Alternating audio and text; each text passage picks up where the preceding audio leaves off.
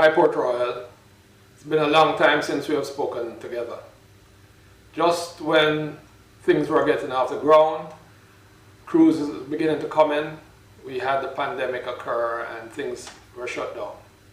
Even worse, the cruise industry has been entirely in lockdown. But nonetheless, the Port Authority has kept on going. We have finished almost all the elements of the project over at the terminal, and truthfully, we have even started some new ones. We know that you have many questions. We have kept in touch, staying close to the ground. We have heard from the Citizens Association, from Peter Gordon, from staff members who live in the community, and they have shared some of the questions that you have with us. And we'd like to provide those answers and to get additional feedback from you. So this time, because we can't do it in person, we are using this virtual means to get to you. So what are some of the questions you've heard? I've heard that you want to know what's happening over there at the terminal. What about the promenade?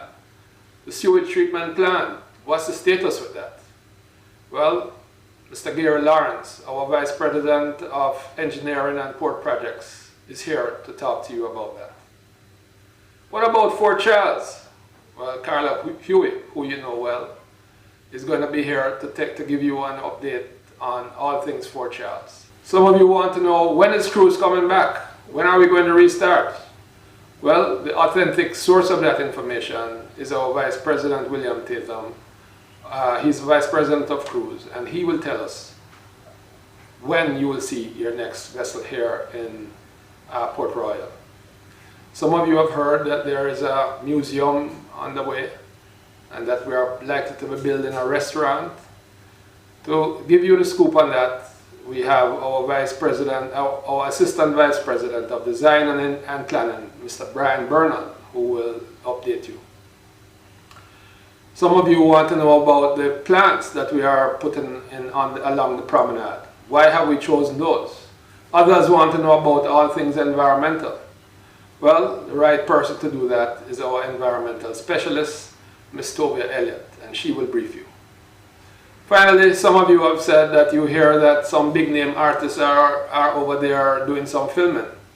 You want to know whether the terminal is going to be the hottest new entertainment location in Kingston.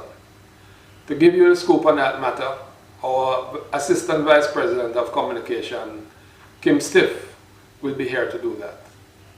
So, without any further ado, let me give you to my colleagues who will provide you with all the information you need. Good morning. My name is William Tatham. I'm the Vice President of Cruise Shipping and Marina Operations at the Port Authority of Jamaica. Well, cruise, as we all know, has stopped since March of last year. But the exciting news is that it has restarted in certain places in the world, including the Mediterranean and Asia, and those cruises have been going very successful. We still wait for the CDC to approve cruising out of the United States, but we see some movement in that area. And also, we have some cruising that's going to take place out of a certain number of Caribbean islands, including Bermuda, the Bahamas, Dominican Republic, even Jamaica is looking at this, so we're very excited that we will start to see ships returning to our shores. Before we shut down with the cruise, we had 3 calls in Port Royal, which went incredibly well. 2 from Marella Cruise Line and 1 from Fred Olsen Cruise Line. These were very well received, and based on those calls alone, I'm pleased to say that both Marella and Fred Olsen have booked again for the future. In fact, the word has gotten out, and Port Royal is viewed as an exclusive and exciting destination. In fact, we have in the region of 30 calls booked over the next 20 months. So as soon as cruise starts back, we'll start to see ships returning, some of them very exclusive cruise lines, including Scenic and Seabourn. We have more British lines, including Saga visiting. We have Crystal Cruise Lines. Club Med will be making a call in there. So we're very excited, and we think that Port Royal has become a strong draw, and it's delivering something that not many ports in the Caribbean can, which is a rich cultural and historical port of call.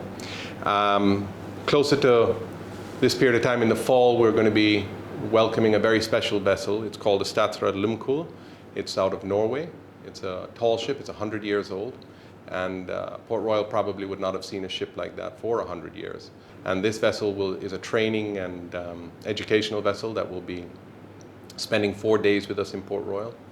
And it's quite extraordinary. It's on a round-the-world tour, going to 55,000 nautical miles and visiting 36 ports of call. So we're looking very much for that. And I think that's the next big special event that we're going to have in Port Royal. And as I said, we're very positive about the future of Port Royal and the growth in cruise, and we look forward to welcoming many more cruise lines.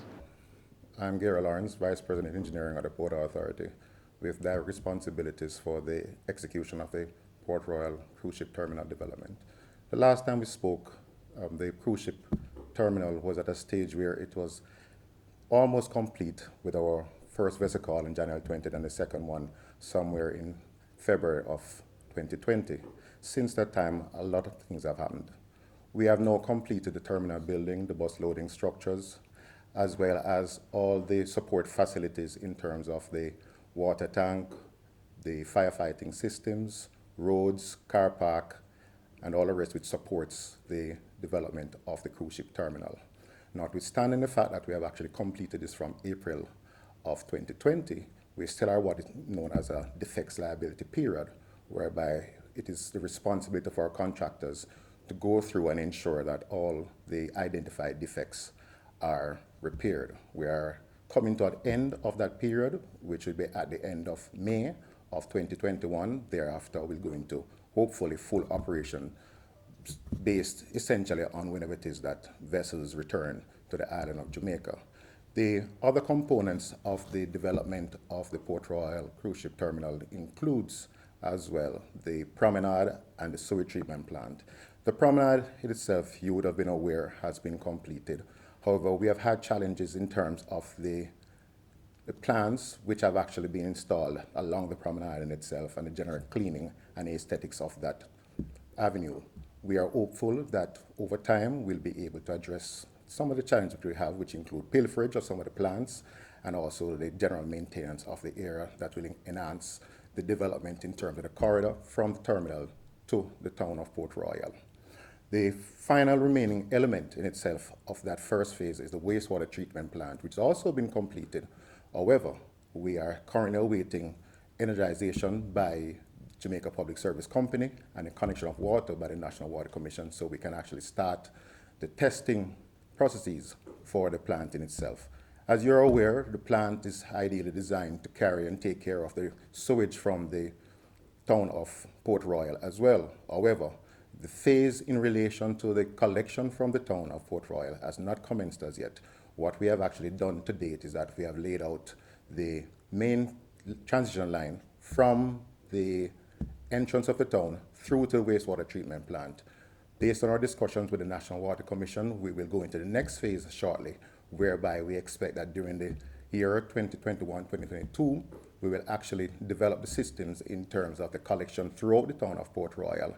And final phase, which is the actual connection between the residences and the system, will be done by the National Water Commission. Brian Bernal, and my position at the Port Authority is the Assistant Vice President for Planning and Design. The Museum of Port Royal is a critical part of the development of the overall town of Port Royal. The history of Port Royal is a mainstay of the features why people come to visit Port Royal. And the Port Authority has always felt that it would be important to demonstrate and show the rich history of Port Royal in a museum setting. Originally, the museum was to be placed closer to Fort Charles. However, during the planning process, this site was deemed to be less than desirable. As a consequence, the Port Authority has identified a new site on the terminal development. The site at the terminal development allows both visitors who come on cruise ships as well as visitors both foreign and local to experience the history of Port Royal in this unique location.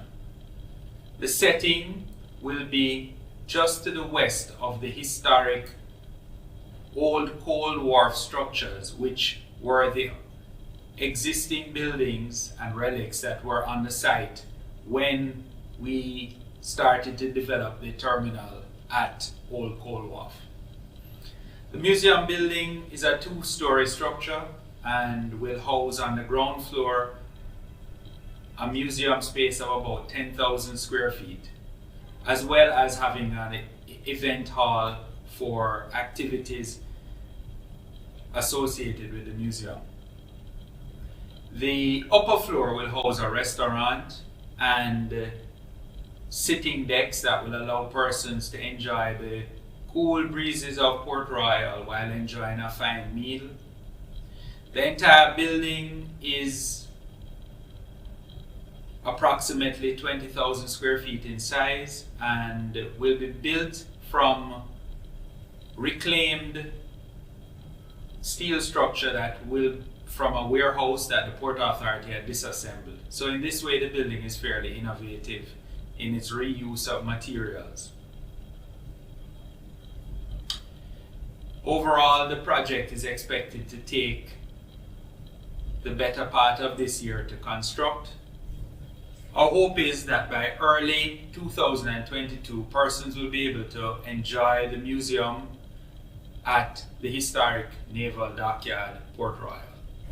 The Port Authority has been working closely with the National Museum of Jamaica and the Institute of Jamaica as they develop the exhibits that will be housed in the Museum of Port Royal.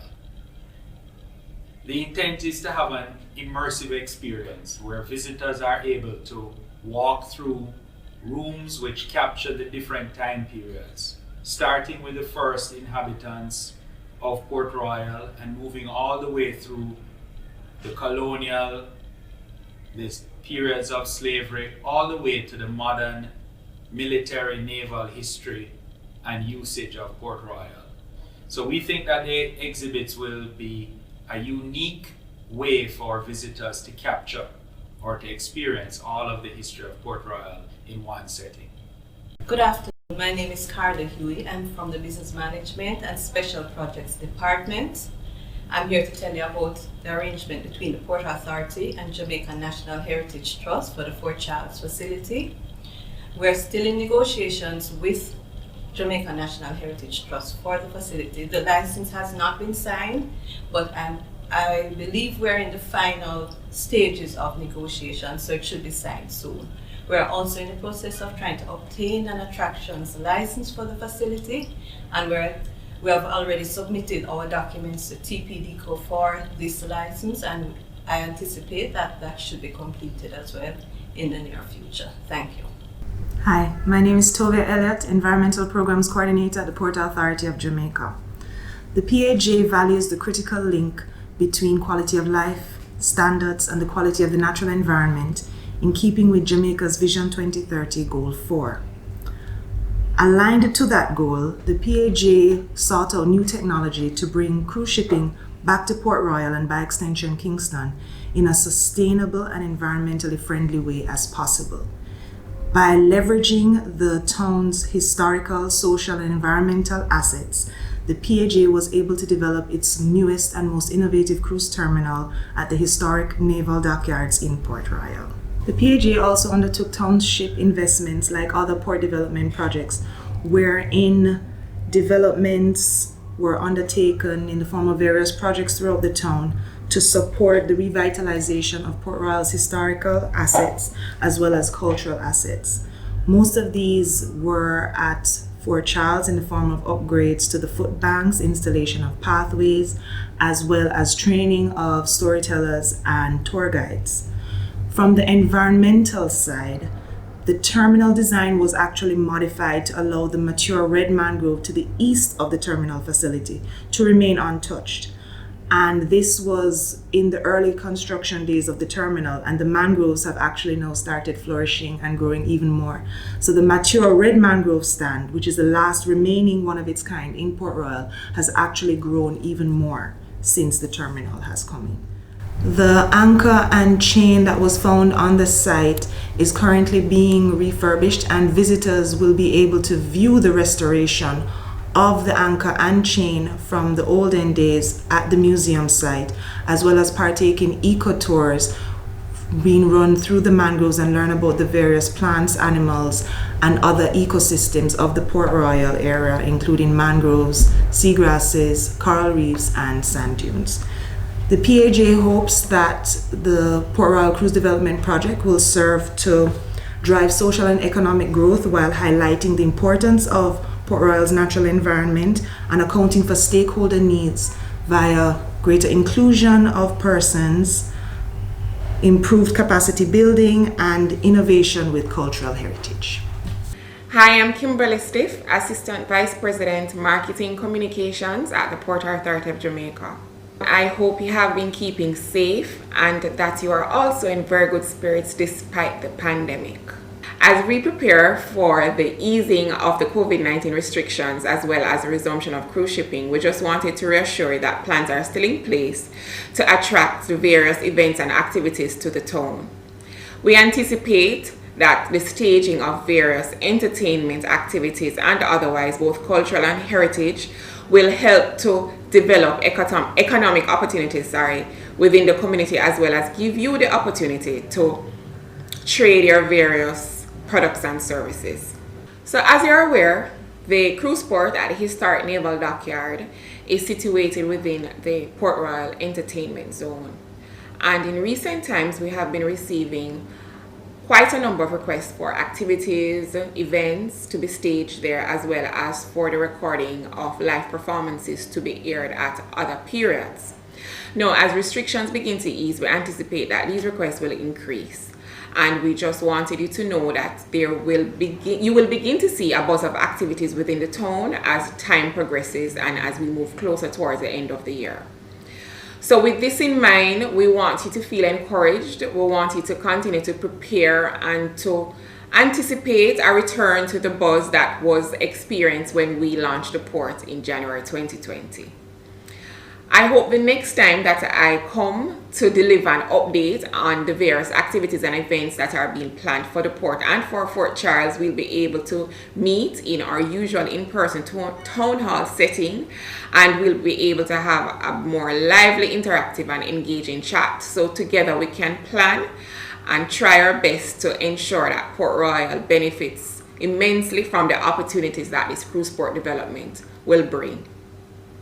So continue to keep safe, continue to plan and prepare, and I hope to see you soon. Okay, Port Royal, so there you have it. You've heard about all that's happening at the terminal. You've heard about what we're doing on the promenade. You've heard about the sewage treatment plant. You've heard about Fort Charles. You've heard from the source when the next cruise ships are likely to be here. You've heard about the environment, you've heard about the new museum, you have a scoop on the new restaurant, and you also have a scoop on Port Royal being the next big entertainment center in Kingston. It's very important that we stay in touch. Please link us at the information below. Stay safe, stay good, talk soon.